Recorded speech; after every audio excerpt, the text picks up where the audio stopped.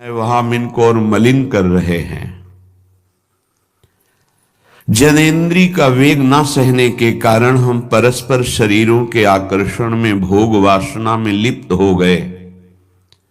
मन और जनेन्द्री संपूर्ण रूप से काम वासना से युक्त होने के कारण मलिन हो गई।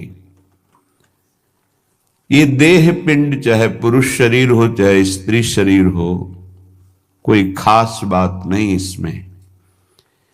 इसमें खास बात है भगवान की प्राप्ति कर लेना। खास बात है तुम्हारा चिंतन दिव्य हो जाना। खास बात है इस शरीर से सबकी सेवा बन जाए। माता पिता भाई बंधु परिवार समाज राष्ट्र धर्म भगवान सबकी सेवा बन जाए तो ये शरीर सार्थक हुआ। नहीं क्या मांस का पिंड है, रक्त संचरित नसनाड़ियां हड्डी त्वचा और इसमें जो डालो मलमूत्र बन गया। जितने द्वार हैं उनका सबको परिचय है ही है। कौन से सुख के लिए परस्पर शरीर में आकर्षण होता है?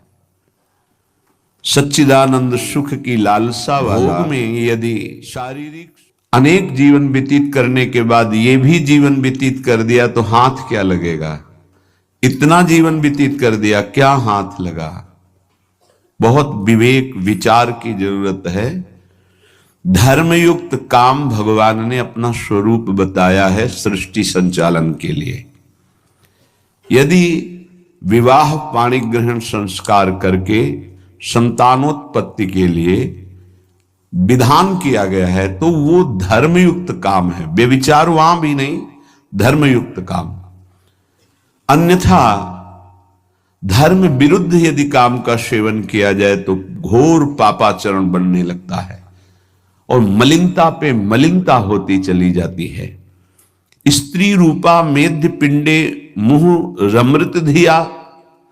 हमारी बुद्धि इतनी मलिन हो गई है कि मलमूत्र के द्वार को अमृत ऊपर के द्वार देखो, आंख से कीचड़ निकले, नाक से कितनी खखार के थूको, वमन करके देखो, नीचे के द्वार तो दुर्गंध युक्त मलमूत्र के ही है।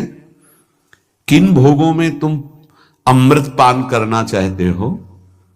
स्त्री रूपा मेध्य पिंडे मुंह रमृत धिया नित्य लोलुभ्यमानम।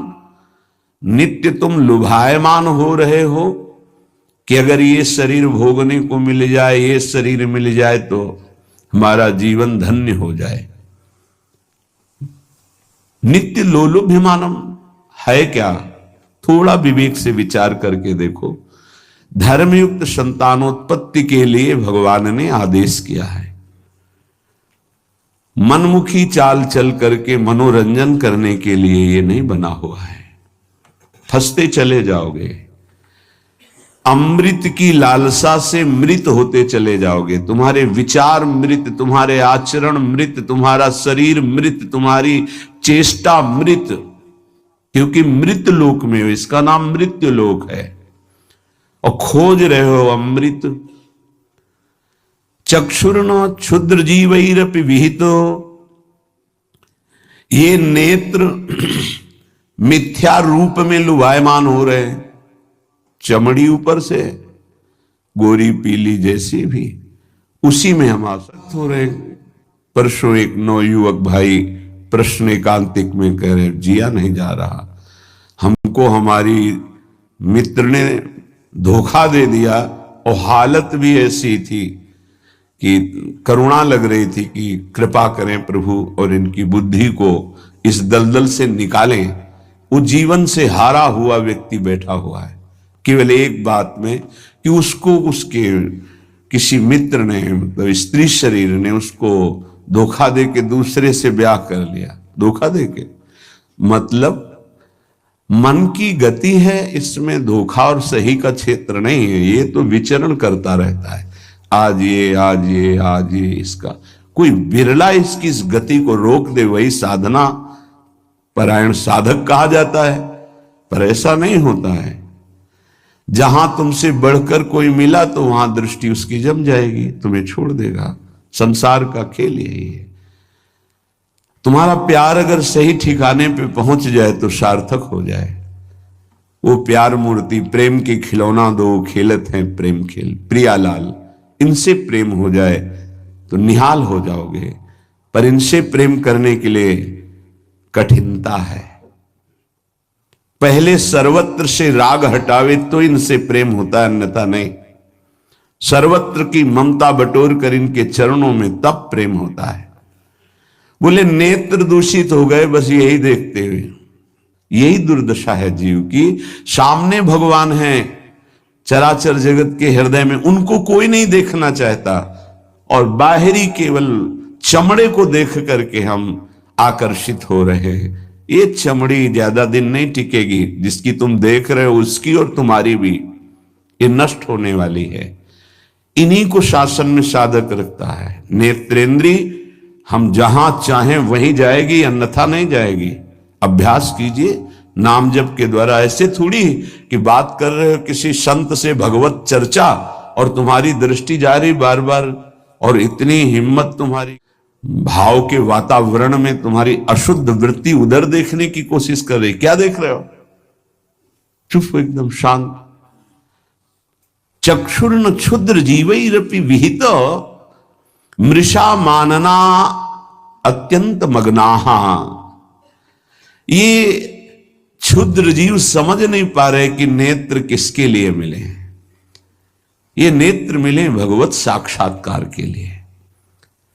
ये विचार करो 5 मिनट आंख बंद करके, अगर ऐसे ही तुम्हारी आंखें छीन ली जाएं तो सोचो कैसा तुम्हारा जीवन होगा। जिन आंखों से तुम गंदी बातें कर रहे हो, गंदी बातें देख रहे हो, यही आंखें भगवान छीन लेते तुम्हारी, तो क्या तुम्हारा जीवन होता। आज तुम्हें भगवान ने आंख दी है, तुम इससे धर्म का दर्शन करो, सब में भगवत दर्शन करो। हमारी वाक इंद्रिय, जब हम इससे चिदानंद नाम जप करते हैं, चिदानंद लीला का गायन करते हैं, तो वाणी भी चिदानंद हो जाती है। नाम जब श्रवणते हैं, भगवत लीला सुनते हैं, तो श्रवणेन्द्रिय चिदानंद हो जाती है।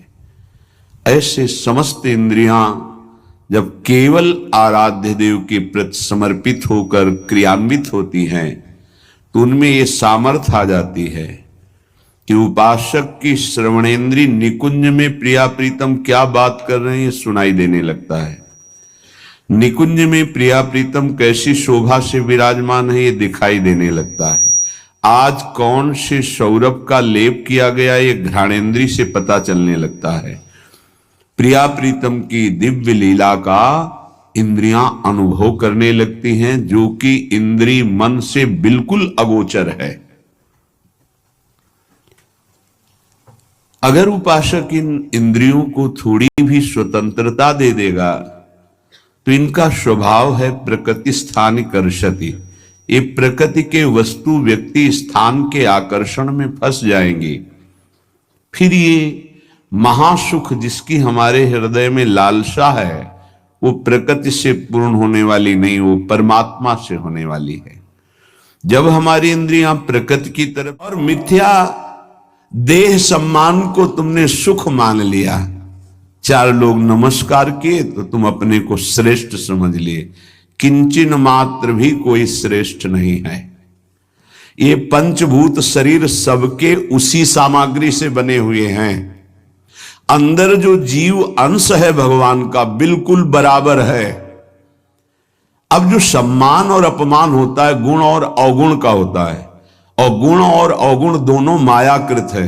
सुनो तात मायाकृत गुण और दोष अनेक, ये दोनों मायाकृत है। तो तुम किसका सम्मान? माया का।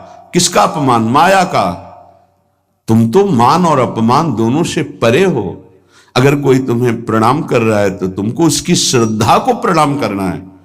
तुम खास थोड़ी हो गए कि वो तुम्हें साष्टांग प्रणाम कर रहा है तो तुम महान हो गए। महान वो है जो साष्टांग प्रणाम कर रहा है, उसकी श्रद्धा प्रबल है। नहीं कि वो कोई अंतर नहीं, जो इस देह में पंचभूत वही उस देह में पंचभूत, जो इसमें परमात्मा का अंश वो उसमें परमात्मा का अंश, उसकी श्रद्धा बड़ी है इसलिए वो आपकी तरफ प्रणाम कर रहा है।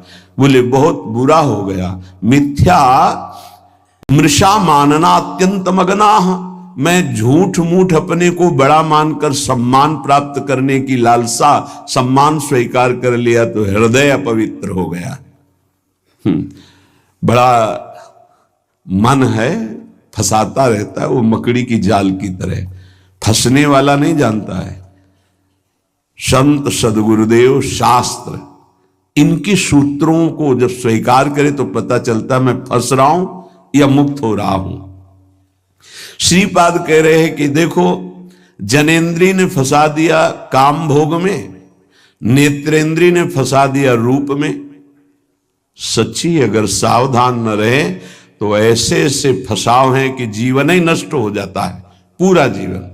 अब उसको लाख समझा रहे थे, कुछ समझ में नहीं आ रहा था। बस वो ये समझ रहा था कोई आशीर्वाद मिल जाए, जादू टोना मिल जाए कि वो जो हमारी मित्र है वो वापस हमको मिल जाए वापस। बस उसको इतना ही लक्ष्य था। और हम ज्ञान विज्ञान वर्णन कर रहे तो सुन बैठा था केवल, क्योंकि समझ में आता है ना आप हमारी बात पकड़ रहे हो कि नहीं पकड़ रहे। नेत्रेंद्री ने रूपों में फंसा दिया, हृदय मलिन हो गया सम्मान प्राप्त करने की लालसा से। और कह रहे जिभ्या मिष्टान्न निष्ठा विरमति न मनाग वित्त सग्रंधनुचितम। जबान आ गई भोजन के स्वाद में, ये मिष्ठान्न है, ये चटपटा है, ये बड़ा स्वादिष्ट है। जिभ्या रसेंद्री यदि भोजन के स्वाद में मगन है तो राधा नाम सुधा रसम का स्वाद नहीं ले पाएगी।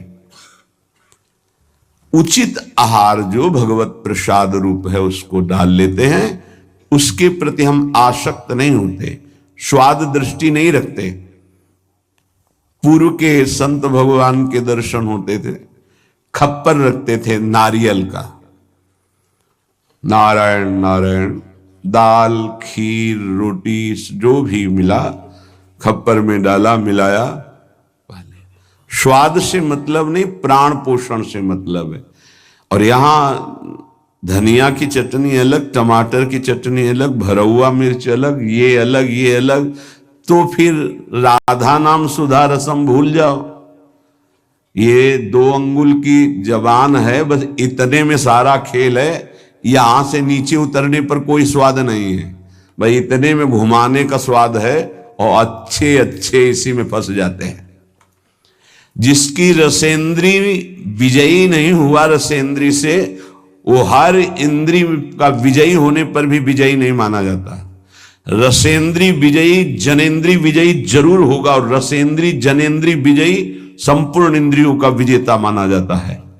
धैर्यवान उसे ही कहते हैं जो 2 इंद्रियों को काबू में कर ले, रसेंद्री और जनेन्द्री। रसेंद्री मिष्टान्न आदि भोग पकवान पाने के लिए लोलुप जीवन हो गया, पेट बढ़ करके छाती से 1 बीता ऊंचा हो गया है।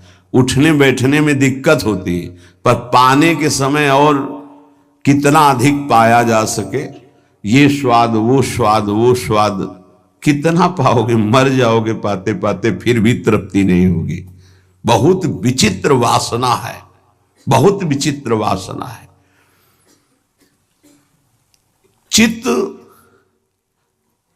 वित्त सग्रंथ अनुचितम। सच्ची बात, आज चरित्र भगवत धर्म मर्यादा इसका महत्व धीरे धीरे समाज से हटता जा रहा है, धन का महत्व होता जा रहा है। क्या दुर्दशा है। बोले मनाग वित्त सग्रंथ अनुचितम। अनुचित रूप से धन कभी सुखी नहीं हो सकता जो अनुचित रूप से धन प्राप्त करता है। हा वृंदारण्य कान्या भवति मम गतिश्चेदहम